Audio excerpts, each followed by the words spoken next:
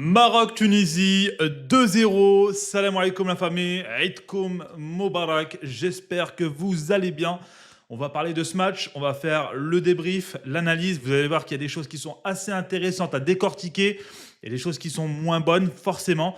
On va essayer d'aller droit au but. Déjà, on va commencer par cette victoire 2-0. Pour moi, c'est très intéressant dans le sens où le Maroc, on va quand même poser le contexte. On arrive en fin de saison. Les joueurs sont plutôt fatigués. Je pense notamment à Hakimi qui a joué non seulement les JO, mais toute sa saison. Et c'est pas le seul, hein. Il y a des joueurs aussi qui sont arrivés en cette fin de saison et qui ont besoin de repos. Et on sait que ces matchs amicaux en fin de saison, en général, voilà, les joueurs ils sont un peu fatigués. Les matchs sont pas ouf. On est sur des matchs plutôt hachés. En termes tactiques, c'est pas ouf.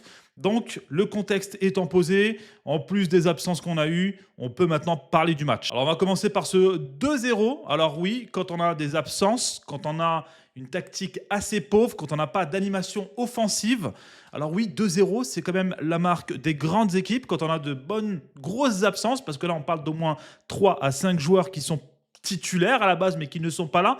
Alors oui, l'équipe s'est plutôt bien débrouillée, même si dans le jeu c'était assez pauvre, encore une fois dans l'animation offensive. Donc ça présage de bonnes choses pour la suite, sachant que la CAN arrive quand même dans quelques mois. On a vu des profils assez intéressants, des changements plutôt positifs.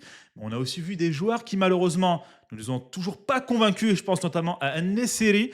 Je vais être honnête avec vous les gars, je ne comprends toujours pas pourquoi ce mec est titulaire. On l'a vu au JO les gars. Rahimi les gars, pour moi ce mec doit être titulaire tous les jours.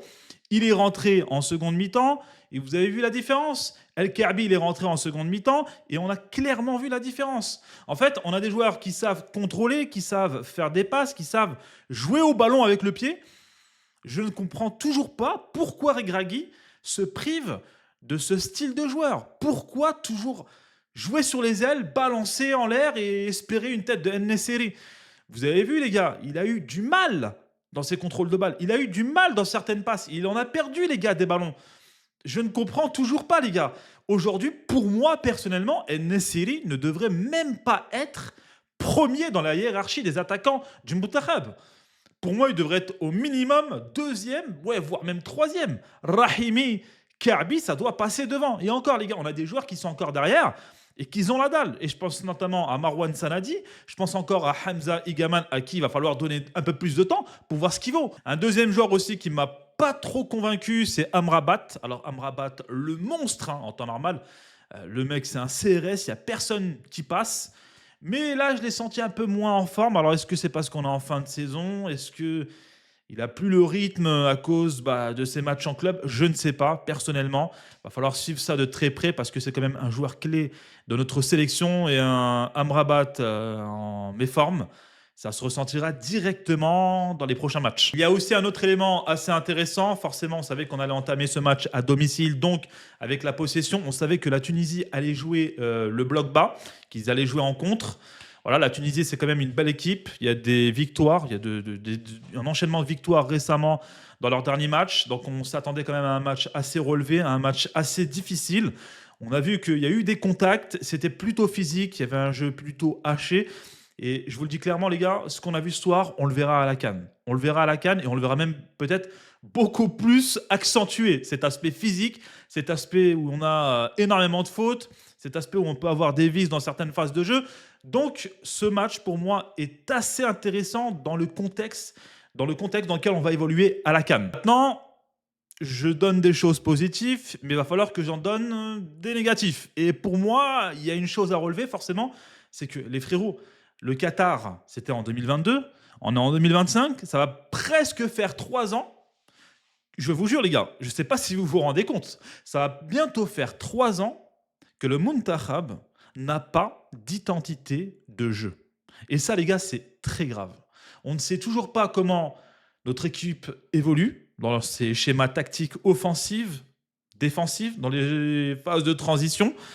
Et il y a un deuxième problème, c'est le 11 titulaire. Alors, bien qu'on sait qu'il y a eu des absences et que voilà, Walid Regragui a dû composer avec les joueurs à disposition, il a essayé des choses. Il y a certaines choses qui devraient arrêter d'essayer, hein, notamment une série. Voilà. Je pense qu'il va falloir arrêter de s'entêter là-dessus. Mais aujourd'hui, qui est capable de donner le 11 titulaire de Walid Regragui? Si aujourd'hui, on a tous nos joueurs disponible, non blessé, en forme, qui est capable aujourd'hui de donner le 11 titulaire? Personne, les gars. Personne. Parce qu'on a tellement changé de joueurs, on a tellement essayé des choses qu'aujourd'hui, on ne sait toujours pas qui devrait être à la pointe de l'attaque, même si pour nous, supporters du Muntakhab, ça nous paraît évident à ce niveau-là. Mais en milieu de terrain, sur les ailes, il y a encore des questions, les gars. Et encore une fois, c'est pas pour tirer la sonnette d'alarme, hein, mais la CAN, les frérots, c'est dans quelques mois. Maintenant, on va parler des changements plutôt positifs. On a pu voir que quand El Kaabi et Rahimi sont rentrés en jeu, le match s'est complètement débloqué et métamorphosé. On a eu des attaques incessantes, ça allait tout droit au but. Rahimi qui a la dalle, El Kaabi qui a la dalle. On a clairement vu que ces mecs-là, ils ont faim, les gars. Et quand on leur donne le ballon dans les pieds, ils savent jouer. Donc oui, ça fait vraiment plaisir. On est dans la continuité de ce qu'on a vu dans les matchs précédents concernant ces deux joueurs et notamment Rahimi, les gars. Je ne comprends toujours pas pourquoi il n'est pas titulaire ou au moins El Kaabi, quoi. Il y a un autre changement qui m'a vraiment fait plaisir et celui-là, je l'attendais. Marwan Sanadi, première sélection. Il a un physique, mashallah, tabarakallah, assez robuste. Et je vous le dis, les gars, ce profil va être très important à la CAN quand ça va être physique, quand va falloir jouer sur ses appuis. Ce mec-là, les gars, il sait contrôler un ballon, il sait remettre des ballons, il sait faire des remises, il sait faire des passes. Et on a pu le voir dans ce match, même s'il n'a pas eu énormément d'occasions. Voilà, hein, on a clairement vu qu'il va pouvoir donner encore un impact physique dans cette sélection. Il y a également Hakimi, Inch'Allah, ballon d'or, on verra, je ne sais pas. Mais en tout cas, Hakimi qui a marqué son but, donc toujours décisif, hein, le capitaine. Il montre toujours l'exemple. Voilà, il n'a jamais été dans des polémiques, à part si ce n'est des polémiques construites de toutes pièces pour essayer de nuire à son image. Mais le mec, il est hanin, il est droit dans ses bottes, il charbonne, il vient de remporter la Ligue des Champions. Il a été troisième, donc médaillé de bronze au JO. Il n'a jamais triché, il s'est toujours donné à fond. Il porte le brassard et franchement les gars, ça c'est une fierté marocaine. Donc pour conclure, le match est assez intéressant. Il y a un contexte, des blessés, une fin de saison. Malgré cela, on a une victoire et encore une fois, même quand on est né dans des moments difficiles, il n'y a absolument aucune excuse et on a su remporter cette victoire et ça fait plaisir parce que même au classement FIFA, ça va être intéressant, on se rapproche un peu plus du top 10. Concernant les points négatifs, encore une fois, des joueurs qui pour moi ne devraient être plus titulaires, mais on n'a pas que ça. Walid Regragui, les gars, je ne sais toujours pas ce qu'il a en tête. Je vous jure, les gars, dites-moi si je me trompe dans les commentaires, dites-moi ce que vous en pensez les frérots, mais je vous jure les gars, je ne sais toujours pas ce qu'il a en tête, quel est le schéma tactique, quel sera le futur 11. On est à quelques mois encore une fois, j'ai pas envie de faire le mec qui a peur ou je ne sais quoi, mais ça va venir très vite et on va la jouer chez nous les frérots. Là les gars, on n'aura pas le droit à l'erreur. Donc voilà au niveau de ce match. Après bon, on a la victoire, alhamdoulilah, on va pas se plaindre non plus.